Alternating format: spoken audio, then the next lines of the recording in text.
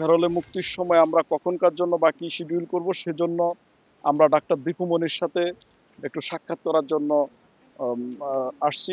সাক্ষাৎ করার জন্য ওনার সন্তান তানি দীপাবলিকে ভিতরে পাঠিয়েছি সাক্ষাৎ করানোর জন্য। সেখান থেকে আমরা পরবর্তী শিডিউলটা জানতে পারব।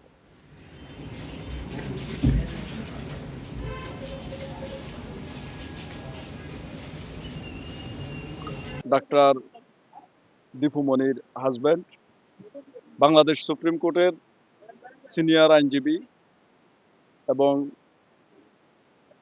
বিশিষ্ট ব্যক্তিত্ব ব্যারিস্টার তৌফিক নওয়াজ সাহেব গতকালকে 10:27 সময় রাত্রেবেলা মৃত্যুবরণ করেন।